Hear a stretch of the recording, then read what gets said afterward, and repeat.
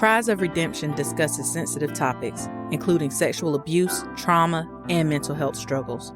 Listener discretion is advised. If you find any topics disturbing, please prioritize your well-being and step away if needed. While this podcast is rooted in faith and biblical truth, I understand that healing looks different for everyone. Whether you share my faith or not, you are welcome here. My goal is to uplift and support you on your journey.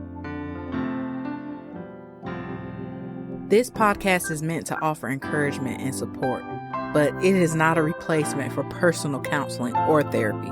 If you are struggling, I encourage you to seek help from a licensed mental health professional.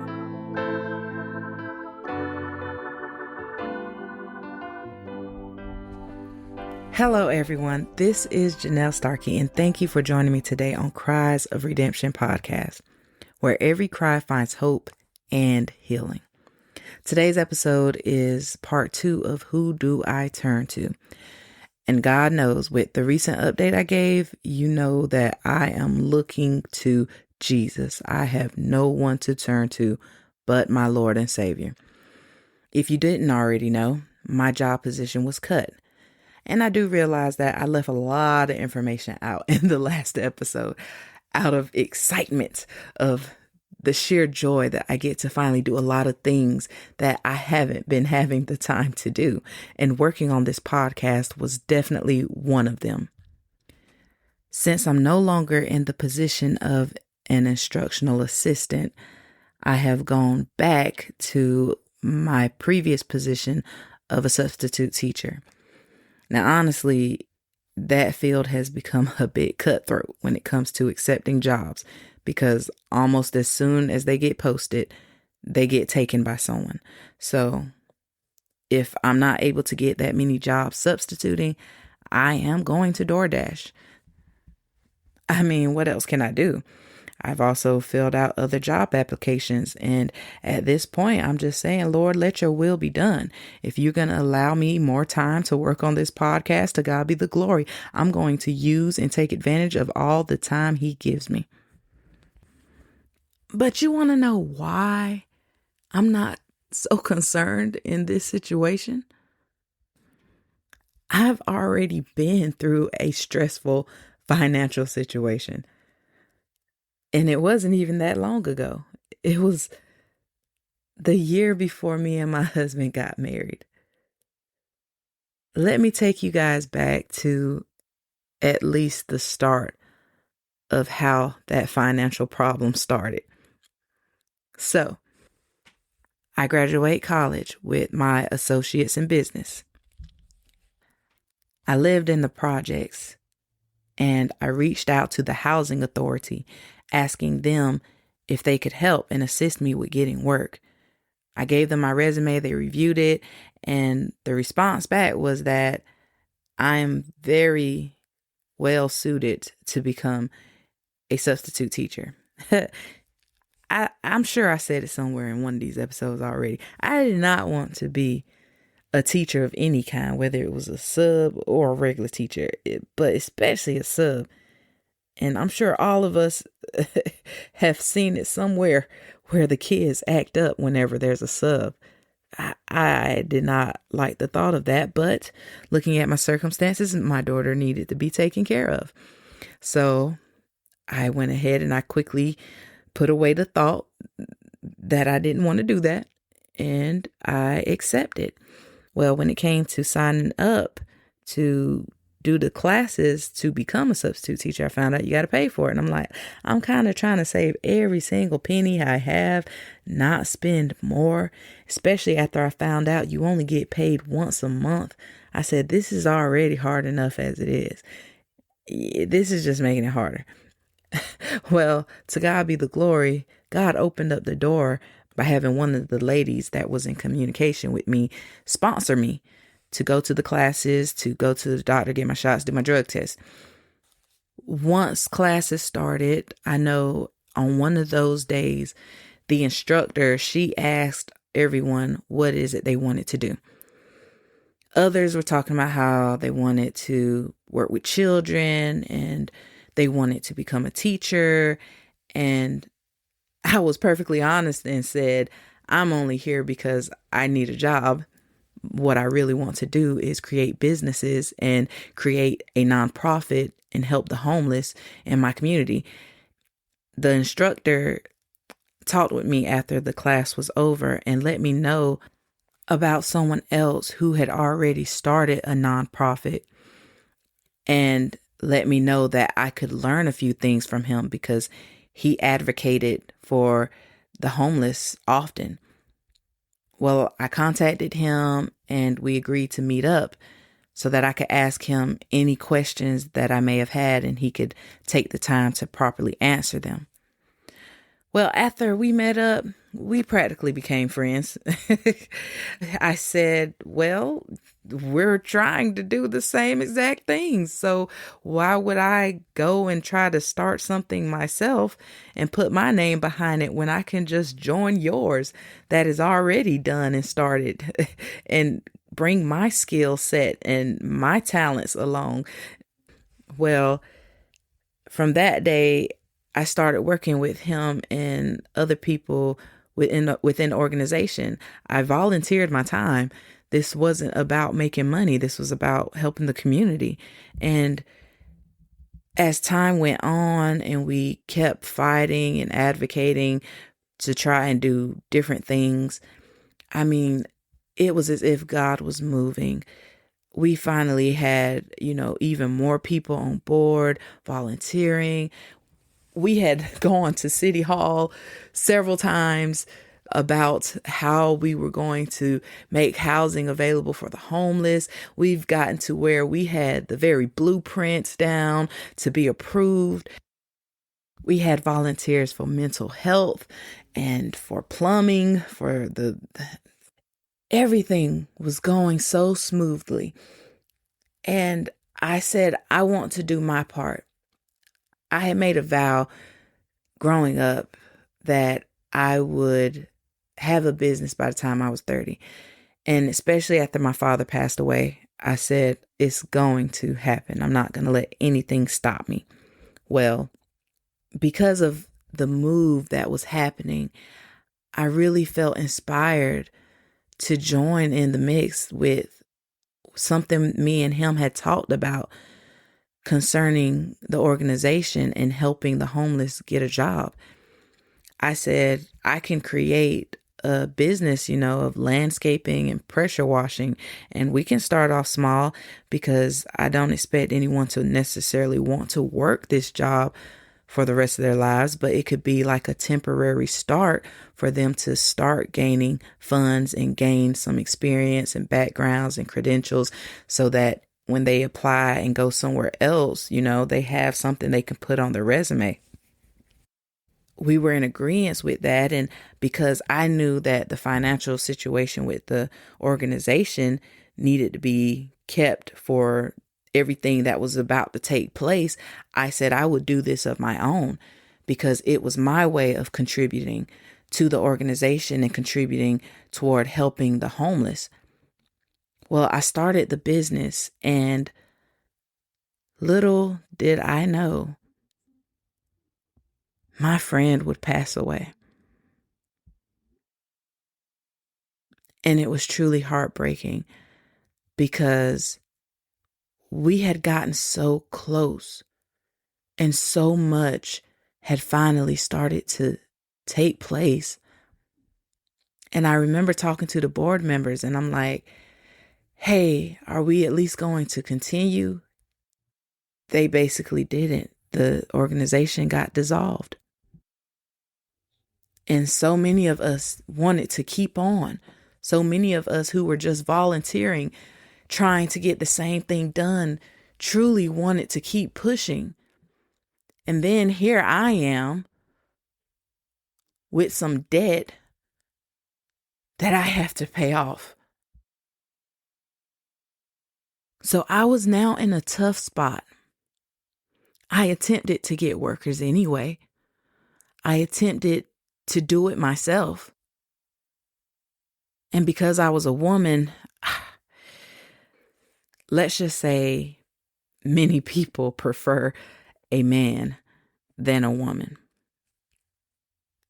But with the summers, considering I didn't have employment over the summer, I tried to work the business myself as I tried to find help in working it. It wasn't an easy task. I mean, I had to learn things from scratch, and I did the absolute best that I could because now I had extra expenses that I had to take care of. Well, over that summer, I was losing sleep. My home was getting filthy because honestly, I was barely home. Truly, I was barely at home. I would go home, make the mess, and sleep and leave. Go home, make another mess, sleep and leave.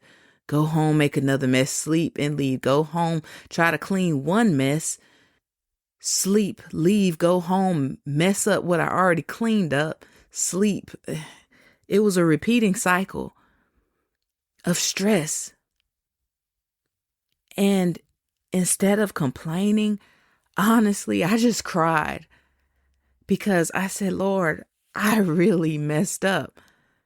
I really made a mistake and I cannot get out of this. Here I was feeling led by the move of God and what I thought God was starting to do in this organization, only to be let down. Things were so bad over the summer. I remember going home, I looked around the house. I said, oh God, like I did not want to be there. I didn't want my daughter to be there, honestly. And it got so hot that my AC unit just wasn't working. So I tried to turn it off. I asked my mother, could I go stay with you just for a bit because the environment was too hazardous. My daughter was sweating and getting irritated from the heat. We could not even sleep in there. And for some reason, even though I cut everything off and I left, I had a huge electricity bill and I didn't even understand how I got it. When I say that everything was against me, I was pressed from all sides. I was truly at my wit's end. And I remember saying over and over again, the Lord won't put more on you than you can bear. The Lord won't put more on you than you can bear. Lord, I know you won't put more on me than I can bear. But Lord, this is crushing me. My daughter needed me.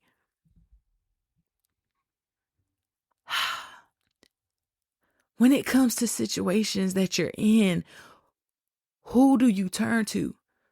Financial help? Well, I needed a lot of money. Who in the world was I going to turn to? I didn't want to go to my mother because a lot of my family members already went to my mother and they constantly go to my mother.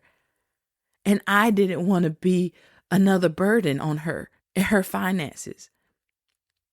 So I would hold out unless I was absolutely about to lose everything. There was only one time I asked my mother for some funds to help complete my payment. I had what I had and I didn't have the rest. She helped me, but I told her immediately when I get the money, I would pay her back. And that's exactly what I did. I didn't even care so much that I still had other bills to pay. I said I got myself in this mess and it's going to take God to get me out of it. I even had night terrors because of how messy my house got. I would literally wake up in the middle of the night crying my eyes out of fear that someone would come into this house and see the wreckage and see the stress that I'm under. In public's eye, I remained hopeful. I remained as happy as I could be. I still smiled. I still pressed through. But when I was by myself and I was alone with God, I cried. Again, I didn't even complain because I said I got myself in this situation. But I still knew that the Lord would take care of me because everything works to the good of those that love God.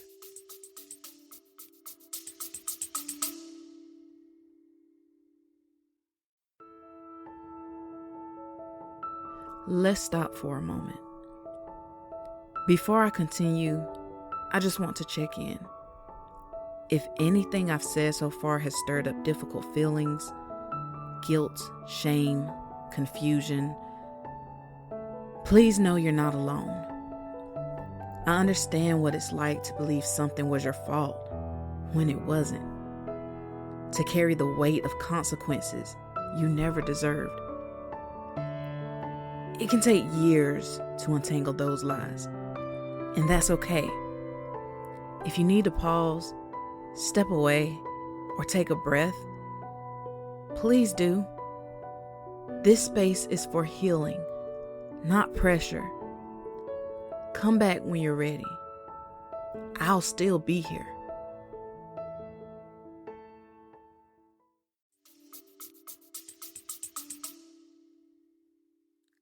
So I was losing sleep every single day because I would jump up in terror, tears streaming down my face, and I would start cleaning somewhere. And it's as if there wasn't enough time, because by the time I even made a tiny bit of progress, it was time for me to get prepared to go somewhere and serve another customer.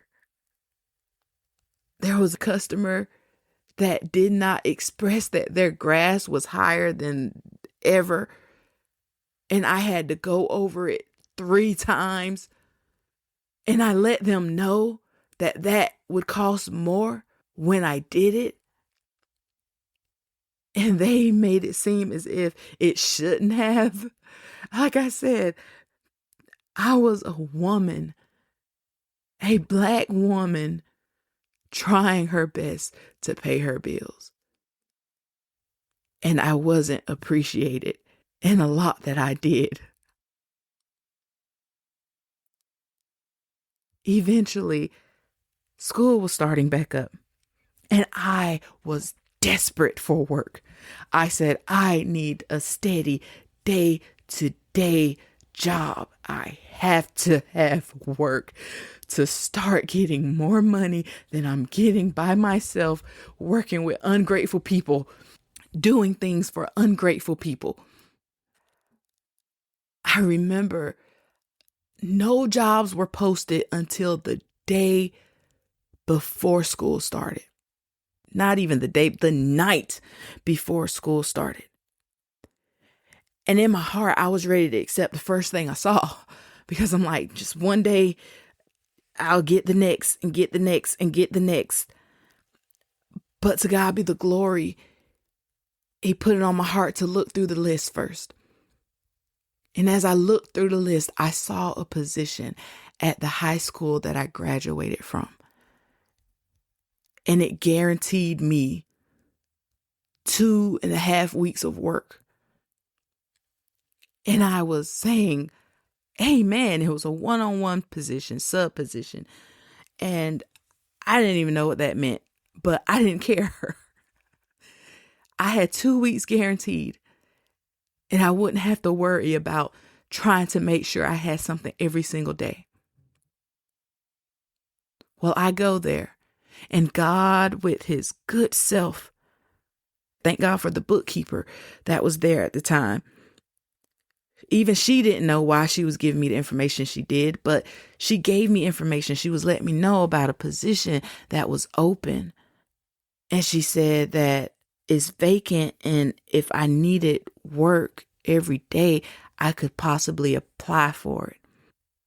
And I remember saying, yes, I would love to take that position. How do I apply for it? She let me know she'll talk to the principal first. And of course, I went to the Lord about it. And the Lord said that position wasn't going to be filled for a while. So I said, yes, all right, I'm going to go for it. I'm going to do everything I can to get it. Well, once the bookkeeper got back with me, she said that the principal said that he's already did interviews and he's already gotten his candidates. And I was like, well, that's not what my Lord said.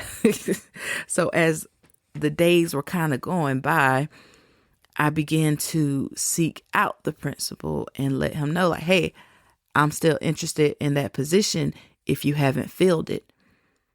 And, he's like, oh, all right. Well, but I think we've got it settled for now. And I remember hearing all of a sudden that who they had suddenly didn't take the position. And I said, yeah, because God said it won't going to be filled for a while. So I go seeking out the principal again once I had a moment to myself away from the student I was with. And I go to them and I see him and the assistant principal outside during the lunchtime monitoring. And I go over to him, and because I'm like, this is a everyday position, I needed to pay my bills. I'm sitting there, pitching myself and letting them know I did this before. I was a long-term sub before. I'm good with technology, yada, yada, yada. And then I said something that I thought I would regret saying. And the assistant principal said, oh, you must be God sent. And I felt that deep in my spirit. And I said, oh Lord, what did I just get myself into? And I was like, Lord, I don't really want to do that again. Do I really have to do that again? I'm trying to go after that other position. And what I would have had to do was facilitate a classroom while there was an online instructor. And I said, Lord, do I really have to do that again? Because I really didn't want to. But, again, I didn't take forever to go ahead and say, if this is what you have for me, Lord, if this is the door that you've opened for me, Lord, then I'm going to walk through it. I'll gladly accept it. If it gets me work every single day, then I will accept it. Do you know that other position did not get filled for a very long time? Oh, God is so good. I ended up in the classroom because of how desperate I was. And because of the mistake I thought I made. But little did I know that when I got that position, I was placed right across the hall from who would be my future husband. I didn't even know that. It was a while before I really even looked at him, though. In the beginning, I was still stressing out. I was still going through emotionally. I was still kind of beating myself up for putting myself in the situation I was in. And I remember one day asking the Lord, I said, I know you are going to take care of me. I have no doubt about that. But how much longer do I have to go through this? How much longer? I mean, it was toward the beginning of me finally getting a steady job, but I still had bills I had to catch up on. Those bills, all of them still didn't get paid. Rent had to get paid no matter what. So with that being the first priority and paying off my car note, other bills had to catch up. And it was stressful. So after I asked the Lord that and I promise you, it wasn't even long after I asked him. I had gone to the gas station. I had picked up my daughter, gone to the gas station, and I put in the few dollars that I could spare in my tank. And when I stopped on the dollar, the gallons was 3.3 repeating. 3.33333. It was 3.3 repeating. And I looked at that pump like, Lord, are you trying to tell me something? And I pondered on it as I went ahead and put everything up and closed my gas tank, and I got in my vehicle, and I was still wondering, like, Lord, are you saying something to me? Is that supposed to mean something? Or am I just thinking too hard because I want an answer? And as I pulled away from the pump and headed toward the road to turn onto, my daughter, who was in the back seat, said, Mommy, look, it's a 3.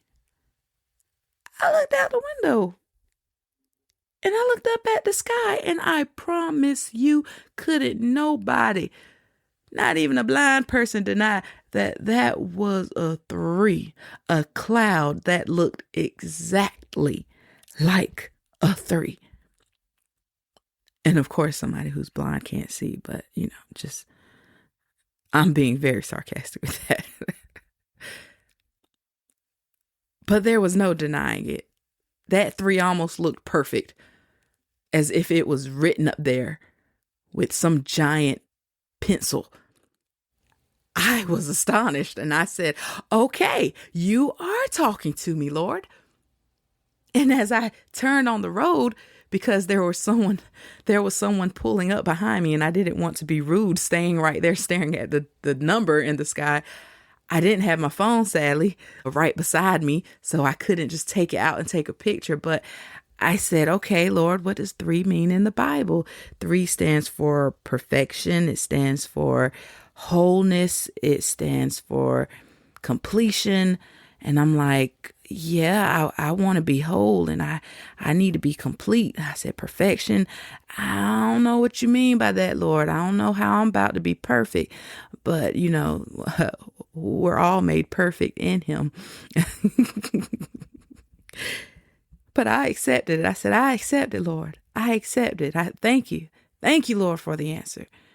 And it helped relax me.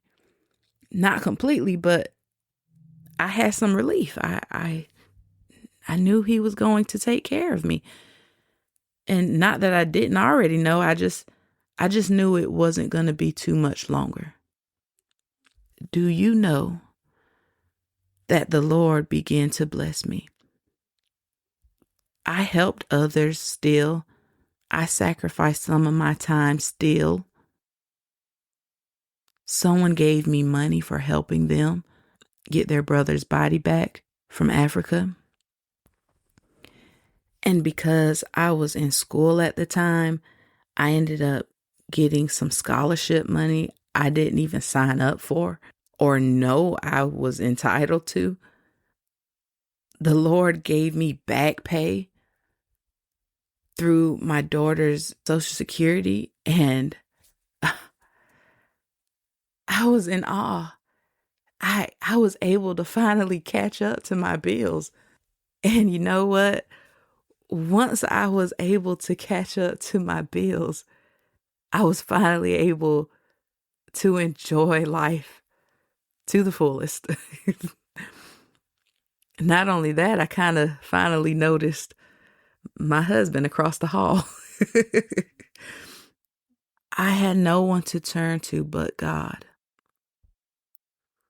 So even in this situation, because I've already been through it before, and even now, he has shown me signs to reassure me that he's got me through it all.